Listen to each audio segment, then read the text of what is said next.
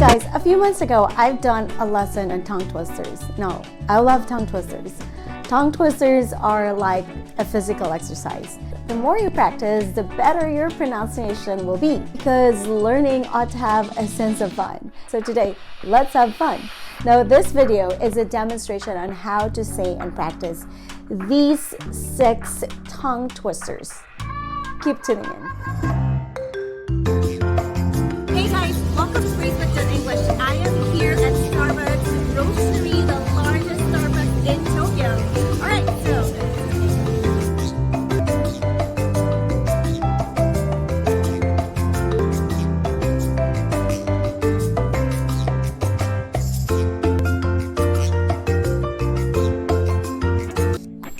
So depending on what your native language is and which dialect of English you are studying, you'll find certain sounds to be difficult. Though the American R sound is tricky, and I'm sure that most of you will agree. So how do you master a tricky sound like R, L, or this? Well, how? Well, one way is to exaggerate. Exaggerate means to overstate. Exaggerate the sound until you feel ridiculous. Exaggerate until you're sure it's over the top that people are going to make fun of you. Now, if you are exaggerating to the point that you feel kind of stupid, maybe you're on the right path. Honestly, exaggerating these sounds will likely make it easier for native speakers to understand you. Now, for a native speaker, you'll sound way more authentic than a foreigner who is shy about these sounds. So, why are we practicing tongue twister? Why do native English speakers themselves practice tongue twister? Why? Because eventually you will be so used to the shape of your mouth makes that you won't be conscious of exaggerating and you won't be thinking of English pronunciation rules as you speak. And that's when you know you're on the right path to fluency. So let's practice exaggerating, shall we? So the first one is selfish, shellfish. Now, this sounds easy, right? Let's do it again. Selfish, shellfish. Selfish, shellfish. Again. Selfish, shellfish. Selfish, shellfish. Let's do it faster. Selfish, shellfish. Selfish, shellfish.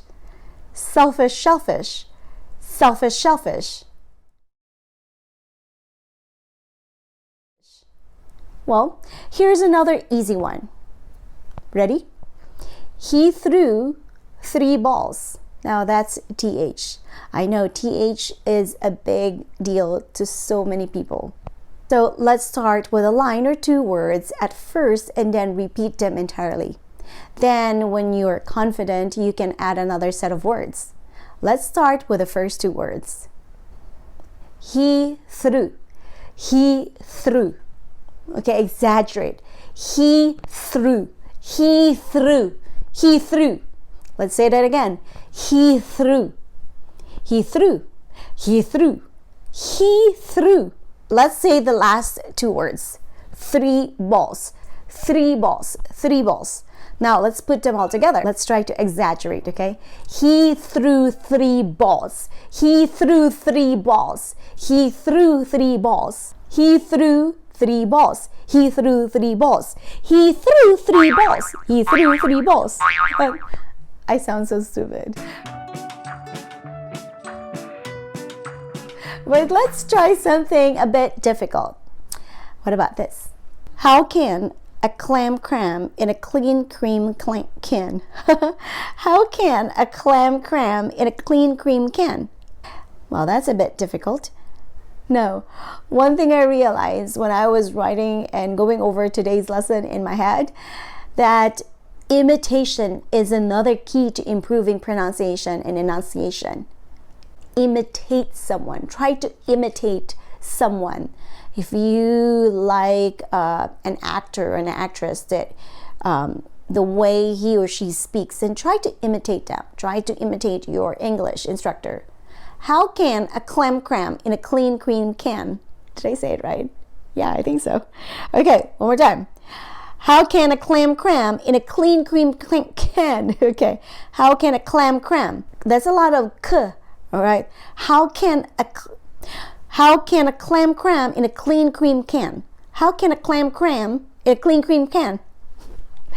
How can a clam cram in a clean cream can? I think that's what I said.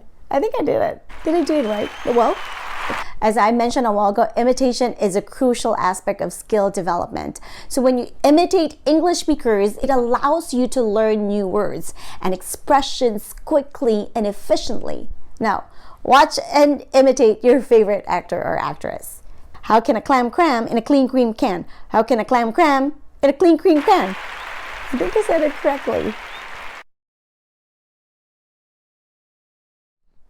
Next one.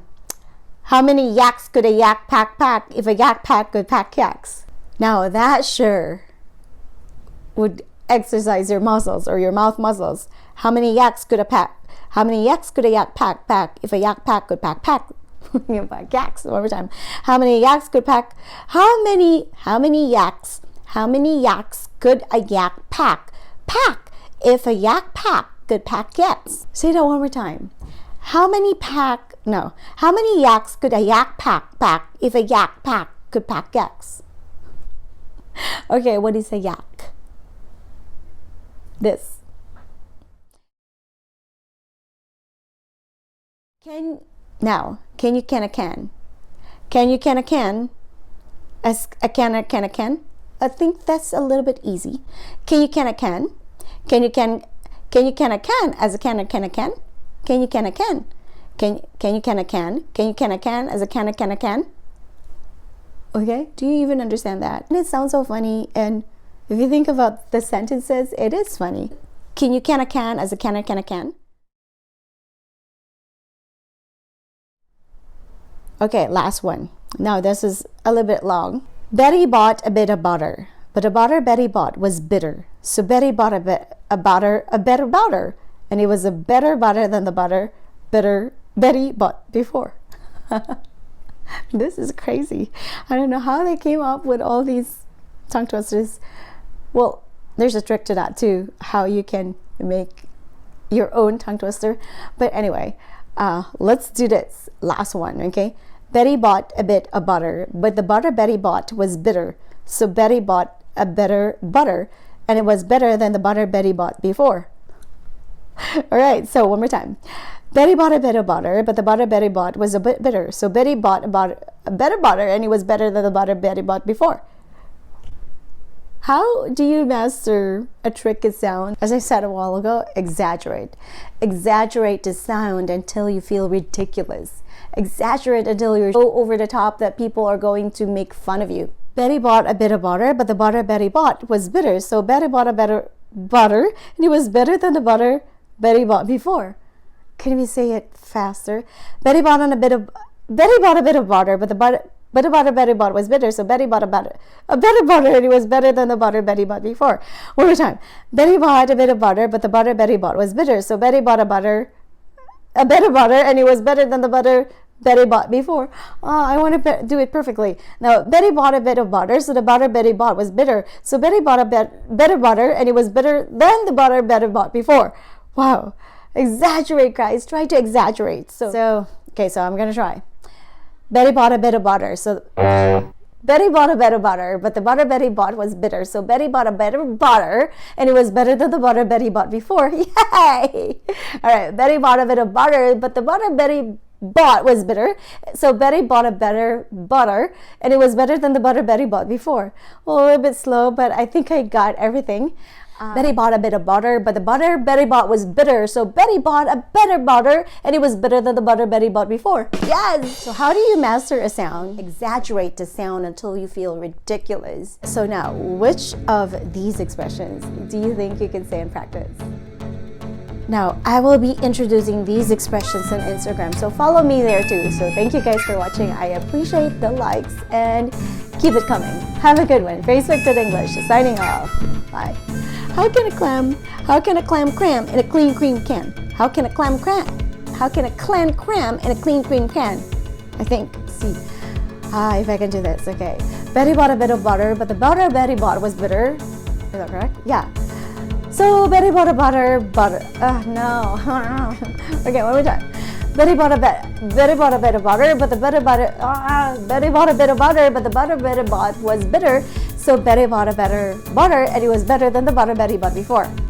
Betty bought a bit of butter, but the better. Okay, so Betty bought a bit of butter, but the butter Betty bought was bitter. So Betty bought a better butter, and it was better. So here we go. Betty bought a bit of butter, so here we go. Betty bought a bit of butter, but the butter Betty bought was bitter. So Betty bought a better butter. So Betty bought a better butter.